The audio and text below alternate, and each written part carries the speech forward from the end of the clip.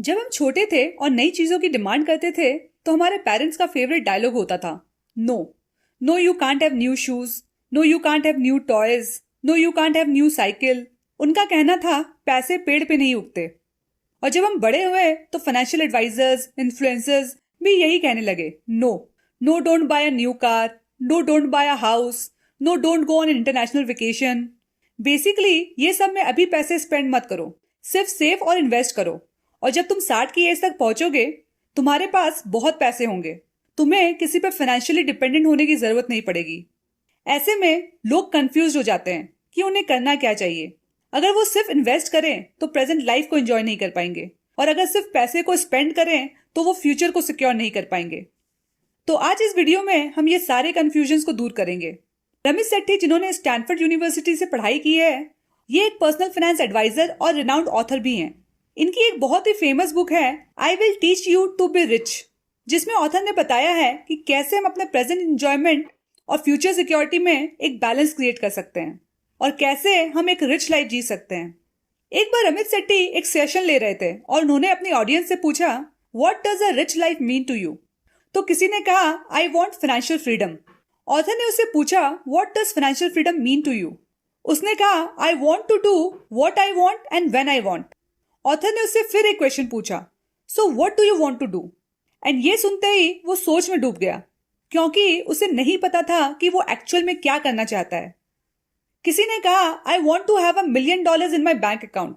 Author ने उससे पूछा, what will you do with $1 million? And again same pause. उसे भी नहीं पता था कि वो इतने पैसे का क्या करेगा।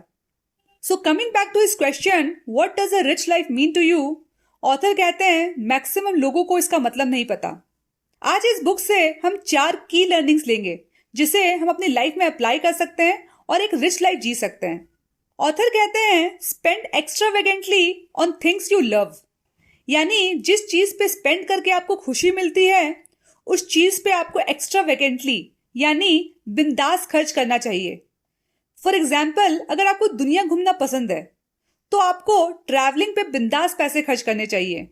वही दूसरी तरफ ऑथर कहते हैं जो चीज आपके लिए इतनी मैटर नहीं करती वहां आपको मर्सीलेसली पैसे कट करने चाहिए। फॉर एग्जाम्पल, अगर आपको ब्रांडेड कपड़े, लग्जरी वॉचेस, महंगा लैपटॉप या फिर हर दिन कैफे से कॉफी पीने में कोई इंटरेस्ट नहीं है तो आपको यहाँ पैसे कट डाउन करके उस पैसे को सेव करना चाहिए। कॉफी से याद आया, ऑथर ने एक बहुत ही इंटरेस्टिंग स्टोरी शेयर की है इस बुक में। उनकी एक रीडर ने उनसे शेयर किया कि उनके हस्बैंड रोज एक कॉफी पीते हैं जिसपे वो $3 डेली स्पेंड करते हैं, यानी साल का $1095। और वो अपने हस्बैंड की इस आदत से बहुत परेशान है।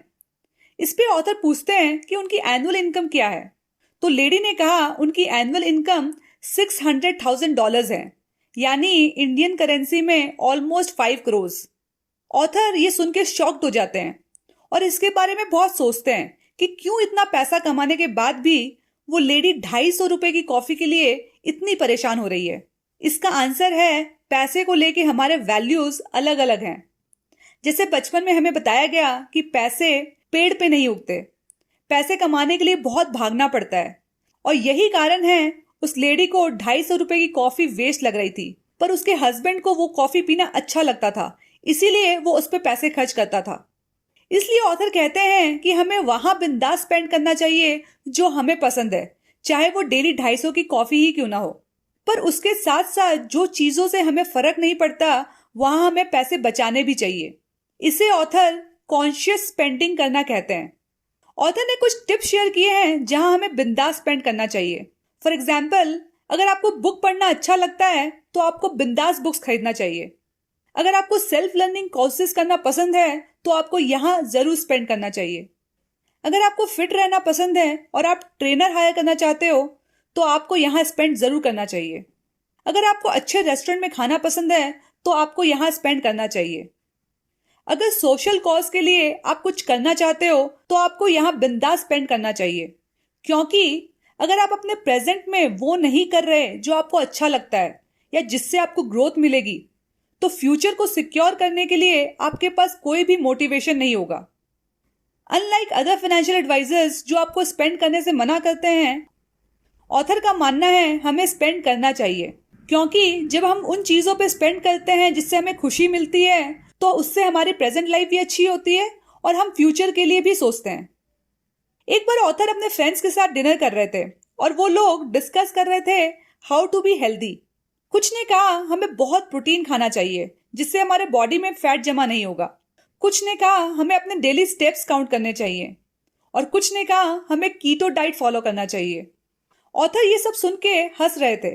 वो कहते हैं ये लोग छोटी छोटी चीज़ों पे फोकस कर रहे हैं। हेल्दी रहने के लिए हमें सिर्फ 2 चीज़ों पे फोकस करना है। पहला ईट लेस एंड दूसरा एक्सरसाइज मोर। उसी तरह फाइनेंशियली हेल्दी बनने के लिए भी लोग छोटी छोटी चीज़ों पे फोकस करते हैं।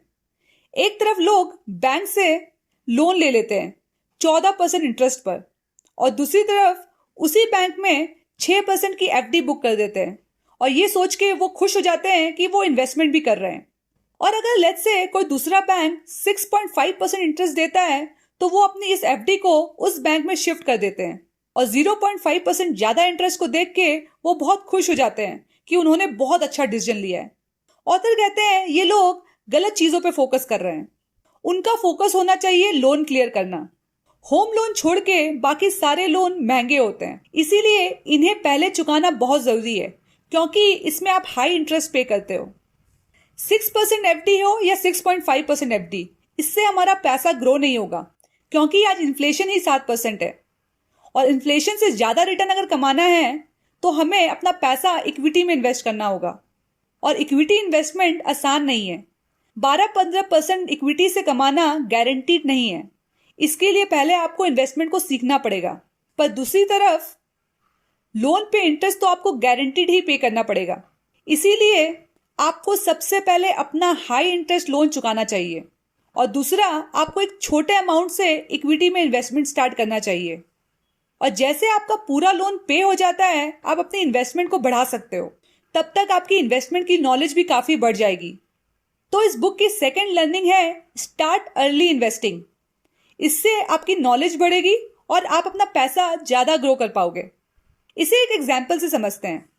मान लेते हैं आपकी एज 25 साल है और आपने 5,000 रुपये से मंथली एसआईपी स्टार्ट किया और 10 साल तक कंटिन्यूसली आप इन्वेस्ट करते हो और उसके बाद कोई इन्वेस्टमेंट नहीं करते। वहीं आपका फ्रेंड 10 साल बाद इन्वेस्टमेंट स्टार्ट करता है, यानी एट द एज ऑफ 35, और वो भी 5,000 से हर महीने इन्वेस्ट करता है। अब मान लेते हैं आप दोनों को अपनी इन्वेस्टमेंट से 12% कंपाउंडेड एनुअल रिटर्न मिलता है। तो at the time of retirement at 60 आपके पास ऑलमोस्ट 2 करोड़ होंगे और वहीं आपके फ्रेंड के पास 95 लाख होगा। आपने टोटल 6 लाख इन्वेस्ट किया और वही आपके फ्रेंड ने 15 लाख इन्वेस्ट किया, आपसे डबल। फिर भी आपसे आधा पैसा ही जमा कर पाया। यह है पावर ऑफ कंपाउंडिंग का मैजिक। और जो अर्ली इन्वेस्ट करेगा वो इसका बेनिफिट लेगा। पर इसका मतलब ये नहीं कि आप कहीं भी इन्वेस्ट कर दो।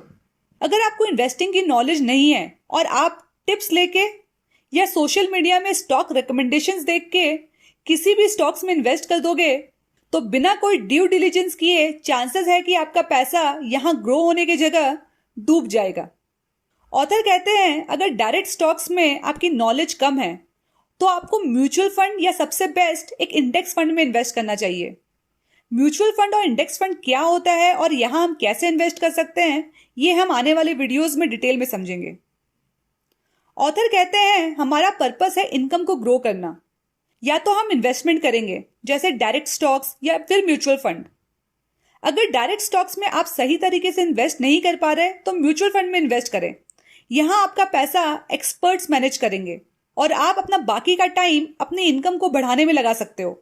फॉर एग्जाम्पल या तो आप अपनी करंट सैलरी को बढ़ा सकते हो या फिर कोई साइड इनकम स्टार्ट कर सकते हो जिससे आपकी टोटल इनकम बढ़ेगी और उससे आप ज़्यादा स्पेंड कर पाओगे और ज़्यादा इन्वेस्ट कर पाओगे। पर जैसे ऑथर ने बताया लोग गलत चीज़ों पे फोकस करते हैं। लोगों को लगता है कि अगर उन्हें कहीं से पता चल जाए कि कौन सा स्टॉक ऊपर जाएगा जो उन्हें मल्टी बैगर रिटर्न दे दे, इससे वो स्टॉक मार्केट से एक बहुत बड़ा वेल्थ जमा कर लेंगे। इस लालच में लोग कहीं से भी टिप लेके स्टॉक मार्केट में इन्वेस्ट कर देते हैं और जब वो स्टॉक परफॉर्म नहीं करता तो पैसे बनाने की जगह वो अपने सारी सेविंग्स को डुबा देते हैं और फिर पछताते हैं। इसीलिए ऑथर कहते हैं फॉलो 85% रूल। इसका मतलब है अगर हमने कोई डिसीजन लिया है और उसमें अगर हम 85% भी करेक्ट हो जाते हैं तो उसका रिजल्ट होगा कि हम अपने गोल को अचीव कर लेंगे। ऑथर कहते हैं no one can be perfect, so it is okay to make 15% mistake. For example, हमारा पर्पस है कि हमारी इनकम बढ़े, और जैसा मैंने अभी बताया, अगर हम डायरेक्ट स्टॉक्स पिक करके इन्वेस्ट नहीं कर पा रहे तो हमें इक्विटी फंड में इन्वेस्ट कर देना चाहिए, जैसे म्यूचुअल फंड या फिर इंडेक्स फंड। ऐसा करके हम 85% रिजल्ट अचीव कर सकते हैं, जो कि मोर देन गुड इनफ है। पर 100% रिजल्ट के चक्कर में हम या तो कोई डिसीजन ही नहीं लेते या फिर गलत डिसीजन ले लेते हैं और अपने गोल्स को अचीव ही नहीं कर पाते। आपको वो डिसीजन लेना चाहिए जो आपके लिए करेक्ट है। दो फ्रेंड्स हैं, अमित और अंकुर। अंकुर की सैलरी इन करोड़ है। उसके पास बड़ा घर, बड़ी गाड़ी, महंगे कपड़े, वॉचेस, फोन सब है। और दूसरी तरफ उसने बैंक से लोन लिया है और हर महीने भारी इंटरेस्ट भी भर रहा है। इतने पैसे कमाने के बाद भी वो सही तरीके से अपने पैसे को मैनेज नहीं कर पा रहा और उसकी लाइफ काफी स्ट्रेसफुल है। और दूसरी तरफ उसके फ्रेंड अमित की सैलरी उससे कम है, पर वो बहुत हैप्पी है क्योंकि वो अपनी इनकम को वहां स्पेंड करता है जिससे उसे खुशी मिलती है, और वो फ्यूचर के लिए पैसे इन्वेस्ट भी करता है, और उसके पास कोई आउटस्टैंडिंग लोन नहीं है। तो आप बताओ, रिच लाइफ कौन जी रहा है? वो जिसकी इनकम ज्यादा है, या फिर वो जो अपनी लाइफ में वो कर रहा है जिससे उसे खुशी मिलती है? तो फोर्थ लेसन है, define what a richer life means to you and live that life. और जैसा ऑथर ने कहा है, फोकस ऑन बिग थिंग्स। हमें कॉन्शियस स्पेंडिंग करनी चाहिए। हमें वहां पैसे खर्च करने चाहिए जो हमें पसंद है, ना कि सोसाइटी को। अपना हाई इंटरेस्ट लोन हमें सबसे पहले पे ऑफ करना चाहिए और अर्ली एज में इन्वेस्टमेंट स्टार्ट करना चाहिए, भले ही अमाउंट छोटा हो। और अल्टीमेटली अपने लिए हमें राइट डिसीजन लेना सीखना चाहिए जिससे हम अपने गोल्स को अचीव कर सकें। होप आपको इस वीडियो से कुछ सीखने मिला होगा। लाइक करके जरूर बताएं।